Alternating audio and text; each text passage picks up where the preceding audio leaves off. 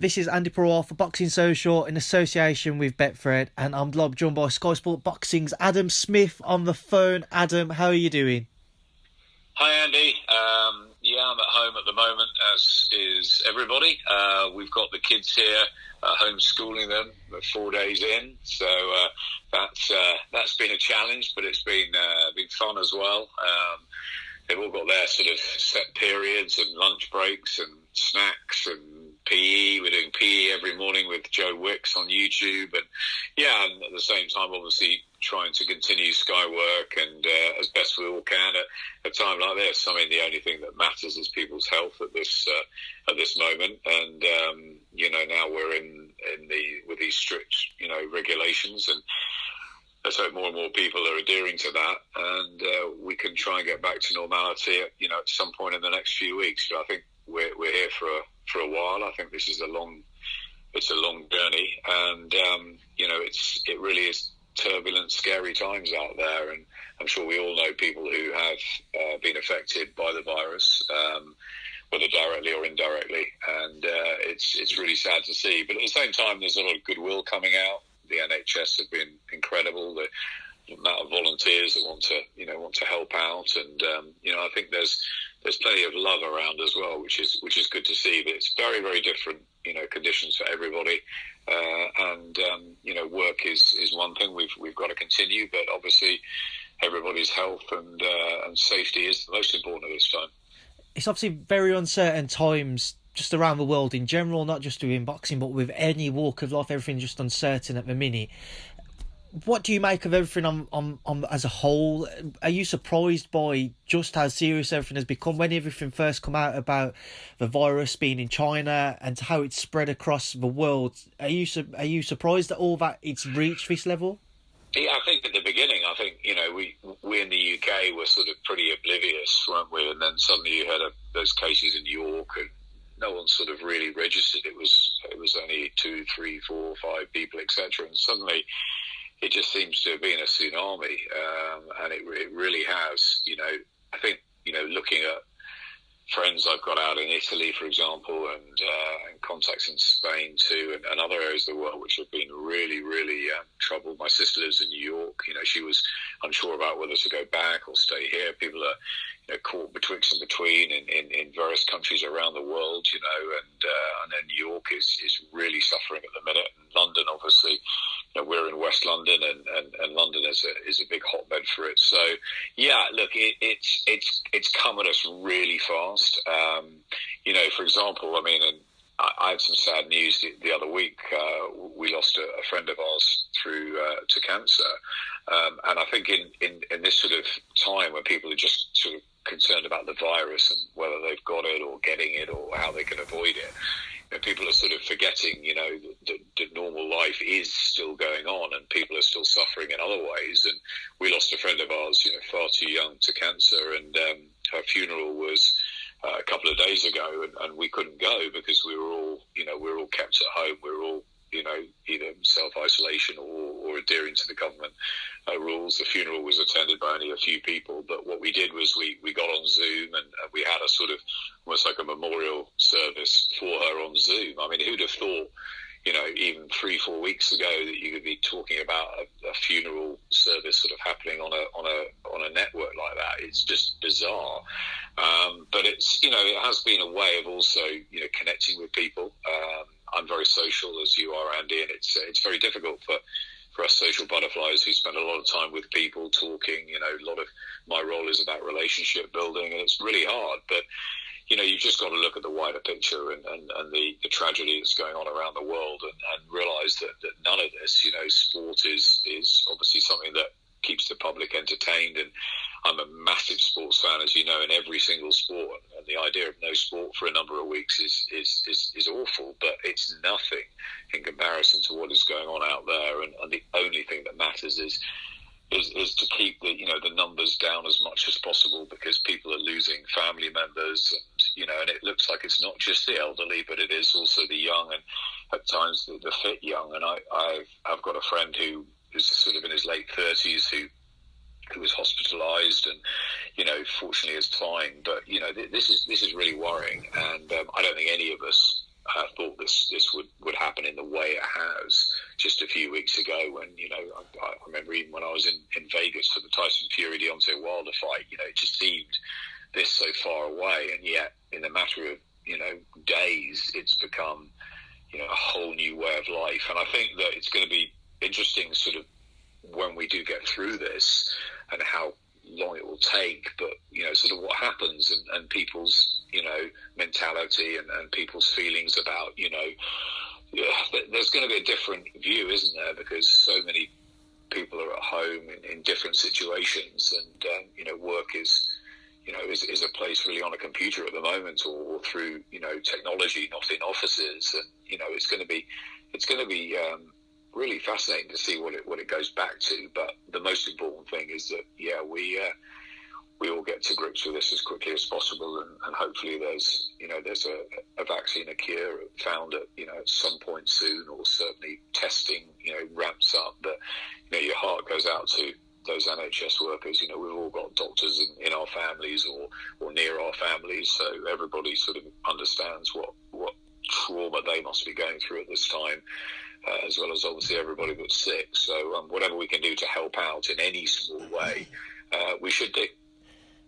I mean, has there been anything like this, or not necessarily like this, but has there been anything during your entire career that you've seen put the world on hold for what could be quite a significant amount of time that you can recollect, that you can think back to?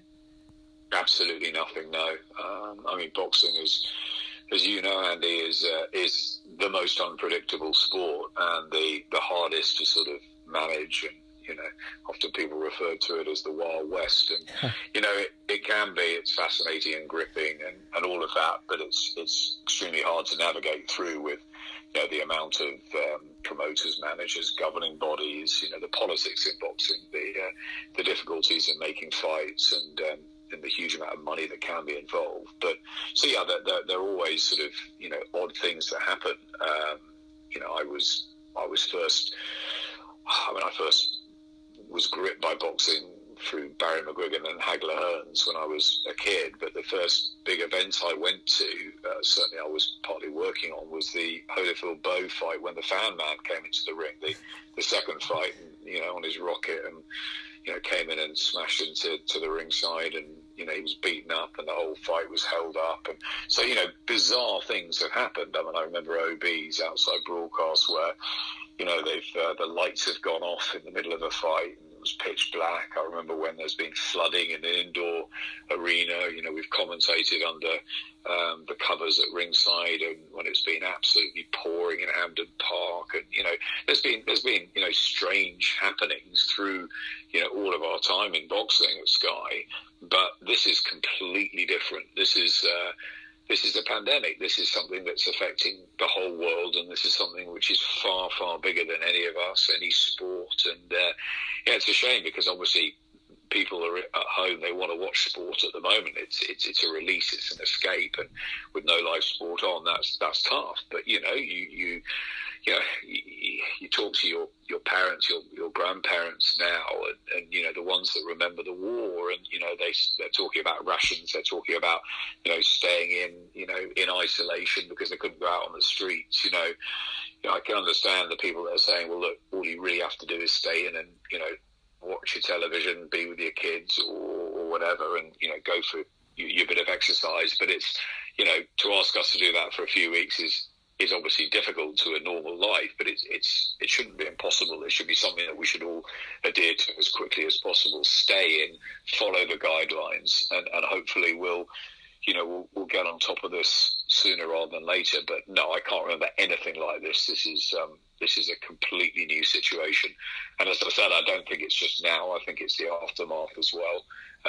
People are talking obviously a lot about the physical symptoms, but I think there's going to be a lot of mental symptoms as well, when this all sort of works its way through. But I've got Sky News on the entire time on one channel, Sky Sports News on another, and I started my career in news, so news fascinates me. But it's not the news that you wish you were watching. It's the news you sort of have to watch to keep up with all the guidelines and the latest figures. But your hearts go out to everyone that's been affected by it, and there's so many people.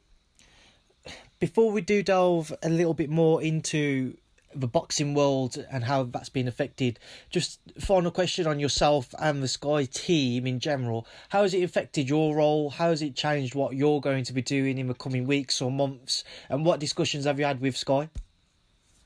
Yeah, it's a good question, Andy. I mean, I think the first thing is that, Sky is a family. And I think that I've been there for nearly 20 so not just colleagues, and certainly, those on the boxing team. I recently, as you know, took on a new role, which was a development role. So very much sort of making sure that the best fights, the best deals happen through boxing on Sky, and that's pretty much been put on hold. I mean, what we want to do is just help support each other as much as possible. The first thing is everyone's health. There are people at Sky who've self-isolated, who've had to, and there are people that have been affected in different ways. The boxing team, we're talking online on the meetings apps or the Zoom apps, every couple of days, and everybody wants to work. Everybody is passionate about doing content, doing as much as we can, helping Sky Sports News, helping the digital department, coming up with ideas. We've got an AJ Day tomorrow where on Sky Sports Action we've got a full day of all Anthony's fights and a lot of digital support to that. So, lots of things that can be done, and obviously big debates and looking back at old fights. There's a lot of boxing, memory stuff and as I said, debate or podcasts that we can do and plan. But it's all sort of subliminal really to what's actually Sky is happening at Sky. Obviously, there's a certain amount of key workers. The offices are very quiet. Only those that have to be in are in. And obviously the most important thing is Sky News, because that is giving huge news out to the nation. But, we've also got broadband and mobile as a business. We've got Sky Movies. We've got so much that can help the public at this time as well. Yeah, it's not NHS, it's not Frontline, but it's also, to help people while they're at home. So, Sky News, for example, I've offered my services to Sky News and said, look, if there's anything you need me to do, I have worked in news before. If they need me to go out in the field and report, then, I'm just a call away from that. So there's that. We're having, daily meetings online, with the leadership team at Sky Sports, and there's a lot to go through, and I think it's a daily update. Sky Sports News has done extremely well with the situation. The planning and scheduling of 11 Sky Sports channels with no sport, is extraordinarily hard. So it's a new set of problems which many of us have never faced anything like this before. So it's keeping morale up. It's keeping close. It's keeping busy if we can, because obviously there's a lot of people that want to do a lot of things, but they probably feel their hands are tied at the minute as without live sports. So, but there's a lot of great creativity going on, and there's a lot of want to help out. And as you've seen, so many people have volunteered to help for the NHS. What is it, 500,000 the figure or something now? So I'm sure there's going to be a lot of that to follow. And I think if everyone does that and helps out in the best way they can, that's the most important thing. And for me, I know as I'm the head of boxing development, and if that's a quiet period, I'm talking to Eddie every day. And obviously we're looking at when events might come back, but that seems quite a way away. So I think for me it was saying, calling up the head of Sky News, John Riley, and saying, look, I'm here. If you need me, I've got key worker status. I can go out and report as long as I'm healthy, and that's a key service for Sky News. So, but if not, I'll stay at home and adhere to the government guidelines, which is that if you don't have to go to work, don't, and try and work from home. So I'm trying to do as much as I can from home. The other thing, of course, with young kids as well is they're being schooled at home. So there's a lot happening inside people's houses at the moment, and we've just got to stick as close together as we can, and make sure that everybody's healthy, happy, and can get through this together. But it's very, very difficult.